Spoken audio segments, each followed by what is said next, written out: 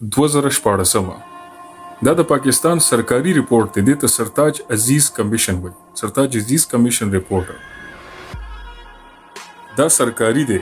لکه دلته ځوانان وایي کنه چې ته مس انفارمیشن او دروغ وایو، لکه چې کور کې بنډۍ وخوړې بنډۍ نه پس فلسفې ته راغی، نو دا شی مه کوئ. پهله خبره پوره وایي. دا د پاکستان سرکاري ډاکومنټ دی، ریپورټ of the Committee on FATA Reforms 2014. صحیح ده؟ په دې کې یو ډېره مهمه نقطه ده، هغه څه تاسو ته وایم. صحیح ده؟ او هغه وخت کې محمد نواز شریف پرایم منسٹر اف پاکستان، دا که چاته دروغ کاری نو ګوګل نه ډاونلوډ کولی شي. صحیح ده؟ په دې کې یو ډېره مهمه نقطه ده، هغه زه تاسو ته وایم.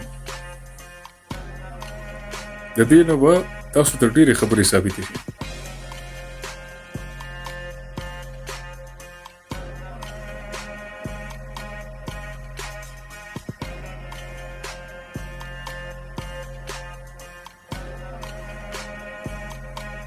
په دې کې به په سرتاج عزیز کمیشن ریپورټ کې به تاسو راشئ ایگزیکټیو سمری ته. ایگزیکټیو سمری به بره لیکلي ده، ایگزیکټیو سمری دې ته به راشئ. خان دا د پاکستان سرکاري ریپورټ دی. په دې کې سرتاج عزیز کمیشن یو نقطه لیکلې ده په ایگزیکټیو سمری کې، او په هغې کې لیکلي دي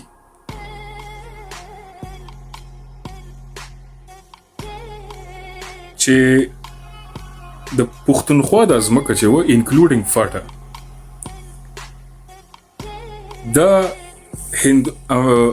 برټش برطانیې وی چې دا د هندوستان حصه خدا د برطانوي هندوستان حصه نه ده. برټش د سرتاج عزیز کمیشن ریپورټ کې ایگزیکټیو سمری کې لیکلي دي چې پښتونخوا او فاټا دا د هندوستان حصه خدا خو د برطانوي هندوستان حصه نه ده.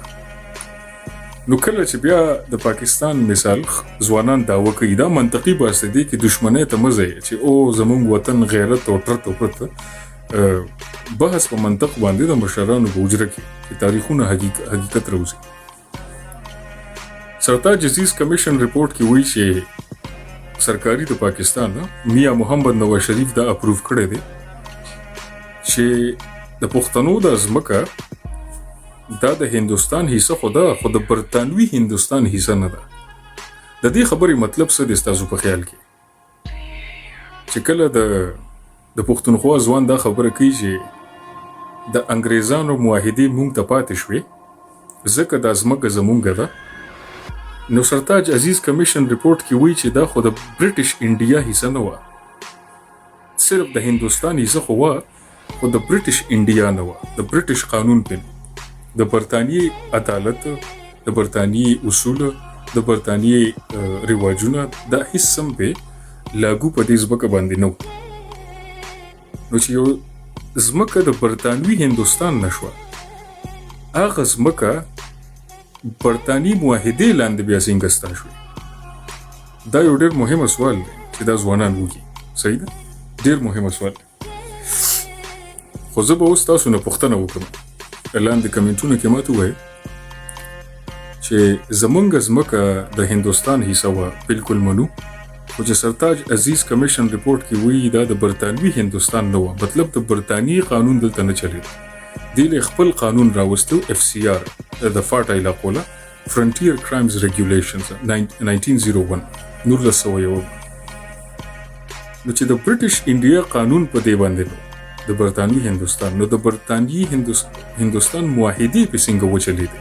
بیا پاکستان څنګه هغه معاهدې ترلاسه کړې؟ په دې سوال کې د ډیورنډ لاین ټوله مسله پرته ده او ټول حل پکې پروت دی. صحیح ده؟ ټول حل پکې د ډیورنډ لاین پروت دی. خو دې